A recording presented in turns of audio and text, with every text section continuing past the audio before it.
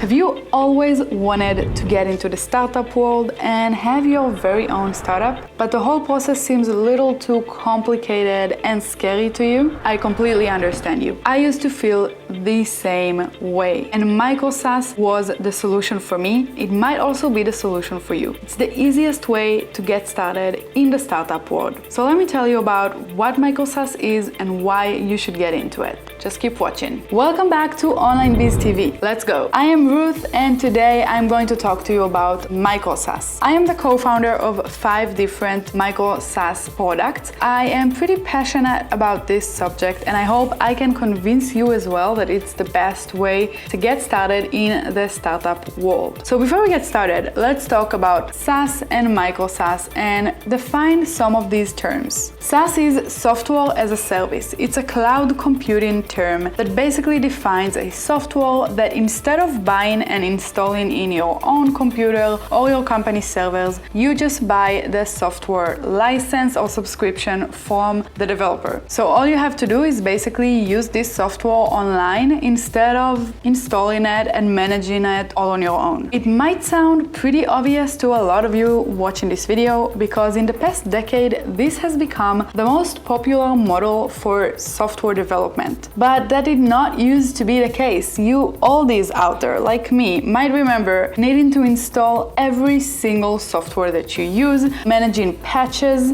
and if you've ever worked in a high-tech company with on-premise servers, you know how difficult it is to manage. So SaaS really solves a lot of problems to customers and usually makes the whole financial model of selling software way easier for the developers as well. So what is micro-SaaS? Micro-SaaS is exactly what it sounds like. It is a smaller version of a SaaS product, and it usually represents a very niche specific product for a small targeted audience that also usually has a smaller team working on it and a smaller company in general. Most micro SaaS products actually lean on a bigger product, on a platform, an actual full-size SaaS. The best example I can give is the products that we develop. We really niched down into the e-commerce niche because it is a field that we are familiar with, but even more than that, we niched down into Shopify stores. So we create apps for the Shopify platform, and anyone who has an e-commerce store on Shopify can install one of our apps and pay us a recurring fee as long as they're using the app. So this is a classic micro SaaS. It is leaning on a bigger platform, and it is very, very highly targeted for specific niche and specific customer base. So before we get started with why you might want to use micro SaaS as the way to launch your startup, let's start with some of the disadvantages. The first disadvantage is your dependency on another platform, on another business. And again, I'm gonna give all the examples from our apps on the Shopify platform. We are very much dependent on Shopify. If tomorrow Shopify crashes, we are going to be in a big problem. But that is why you want to focus on a big, stable platform that doesn't have the chance of just disappearing in a day or two. It can always happen, but it is a risk that you have to take if you create your own business either way. The second is that you are subject to the rules of whatever platform you are building your micro SaaS on. In Shopify, they have very specific rules about what is allowed or not allowed on their platform and what is allowed and not allowed on the App Store. And because of that, we have to follow these guidelines or we will be taken down by them. Now, usually all of these rules make a lot of sense. It's not usually something that they invent with absolutely no logic behind it. So in most cases, it's not going to be an issue, but it will sometimes limit what you are allowed to do for your customers. You might also have some fees that you have to pay to the platform for whatever money is coming in from your customers. In Shopify, for example, we have to pay a 20% fee for any money coming in from the stores using our apps. And some micro SaaS companies choose to not go in this direction just because they don't want to pay the 20%. But when we talk about the advantages, you will hear why I don't think that's a good strategy. The third disadvantage is pretty obvious one, and it's the limited customer base. Because you are very much niching down, you have a limited customer base, and that makes sense. The more you niche down, the smaller smaller your audience is and the less likely you are to reach millions of people. Now, this is something you can look at as a problem, or it's something that you can look at as an opportunity, because the more you niche down, the better your product will fit those people that you are aiming for. The more narrow your focus can be, and the more accurate the features that you create can be for your customers. The fourth and last disadvantage is the limited price and potential, the limited revenue potential. Now, this is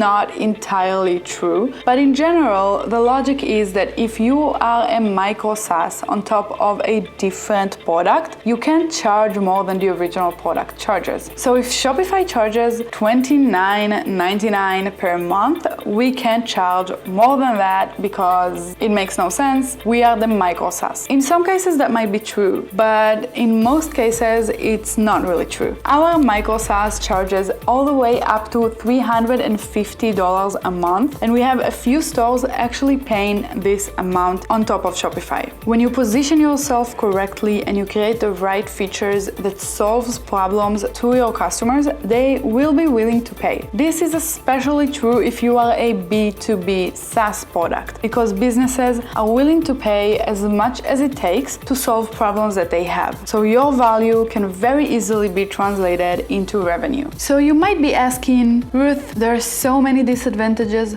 Why would I create a micro SaaS that is so limited and not just go on and create a big SaaS company? The next Google, the next Slack, the next Salesforce? Well, that is a very good question. I'm glad you asked it. So let's jump into the advantages, and you can see why micro SaaS might be the perfect solution for you. The first and biggest advantage of micro SaaS is easier customer acquisition. You might be brushing this advantage off, but don't do that, because it is one of the most important factors of your success when you're first starting out. You can build the perfect product, but if customers are not installing it and trying it, it's going to crash and burn. You have to have customers actually seeing your product, finding out about it, installing it, using it, giving you feedback, paying for that. Otherwise, you have no business. And when you are a micro SaaS that is working with another platform, it's going to make it so much easier to get customers to use your product. Again, in Shopify, there is an app store. We are on this app store, and customers who are looking to solve a specific problem find our product, install it, pay us all through Shopify without even entering their credit card. The whole thing goes on completely seamlessly. This makes customer acquisition so simple that it's really a no-brainer for your customers. They also trust you way more because you're on this platform that they're already using and already trusting. They have someone to back you up because you are not someone that they are familiar with. They don't know your apps yet, and they cannot trust you yet. So having a platform that kind of backs you up and gives validity to you as a product makes it way easier for them to install. Again, customer acquisition is one of the most important and difficult stages of any company, not just SaaS companies. So if something can make it easier and gives you a head start, you want to try it.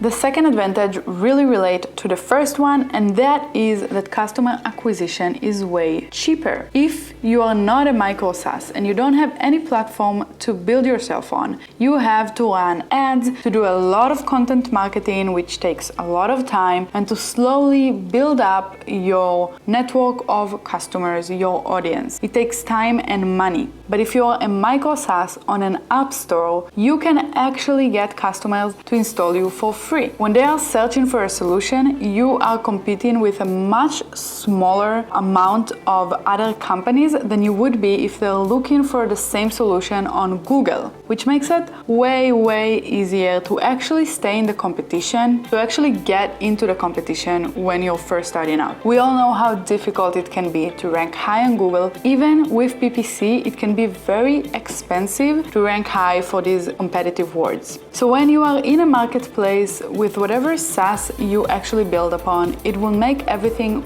much cheaper and lower the competition. The third advantage, which is also a very important one, is the fact that a micro-SaaS is by definition smaller than a regular SaaS company, and that makes it easier and simpler to develop. And you might think that you don't want easy and you don't want simple, but if this is your first startup, trust me, you need easy and simple. If this is the first startup you're ever trying to create, then you are lacking a lot of skills that you don't even know about. And that is okay, because creating a startup and any kind of business is a learning process. And this learning process is something that can be very intimidating and difficult. But if you use a micro-SaaS to make the entire thing simpler, your learning curve becomes way less steep. And that is something that we all want, because it really will increase your chances of success. And even if you don't end up succeeding, it can still make the fall of failure smaller, because you didn't climb this high, you climbed this high. And I'm not saying micro-SaaS is the only thing you need to do with your life, but it is a very good idea to get started with a micro-SaaS business, a micro-SaaS startup,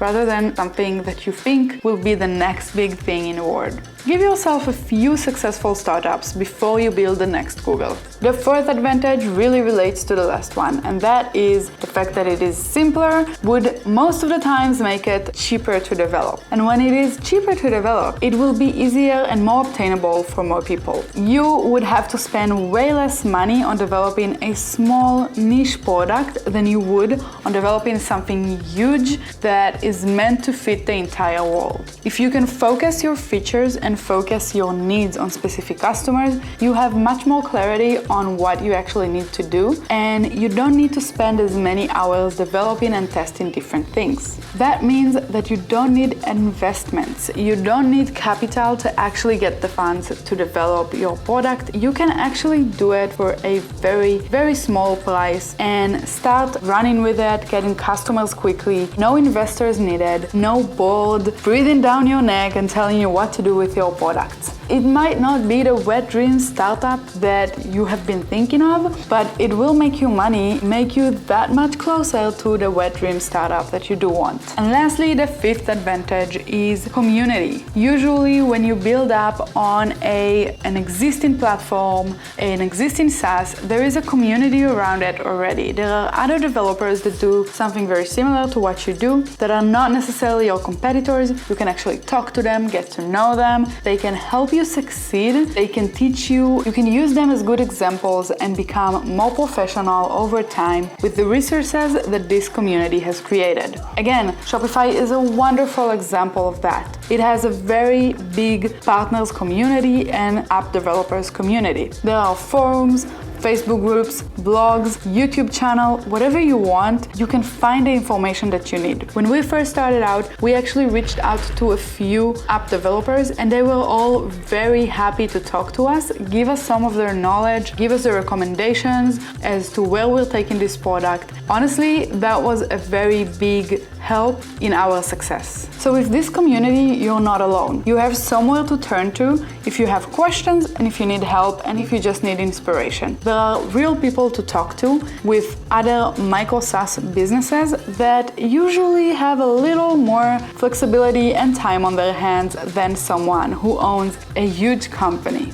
Bottom line, you're not alone. So these are the advantages and disadvantages of going micro-SaaS. I don't want to give you a false image of this is the only way to succeed in business, because obviously it's not. I'm just saying for my own personal experience how building a micro-SaaS helped me succeed and actually build up a company that makes over $100,000 a month. And yes, this is all with micro-SaaS products. None of them is a huge platform standing on its own. They're all actually very much attached to Shopify. I gave all of my examples from Shopify because this is what I know, but it doesn't mean this is the niche you need to go into. You should actually do your own research and go into a niche that you are familiar with, that you can find good ideas for and know the needs of your customers. My best recommendation for you if you want to create a SaaS business is to actually find something that can be both a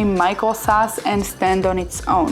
So if you find a product that you can first start by attaching to a specific platform and then take the same product and attaching it to another similar platform and then another and another, it's going to slowly become something that stands on its own. For example, if you have a Shopify app that you can later attach to WooCommerce and Wix and Magento and other e-commerce platforms, you will slowly start becoming your own product, something that is no longer attached to a specific platform. And this is going to improve your stability and make you resilient to the crash of a specific platform. So this is my personal recommendation, and it might be easier said than done, but this is definitely something that we are trying to do right now to actually start stretching our SaaS to other platforms, and we would share on this channel the journey with you guys. Now, if you have any questions about SaaS, micro-SaaS, or anything else that we talked about in this video, leave them in the comments below. We read and reply to every comment, and we love seeing them. If you liked the video, give it a thumbs up, hit the subscribe button and the bell notifications so you never miss another video from us.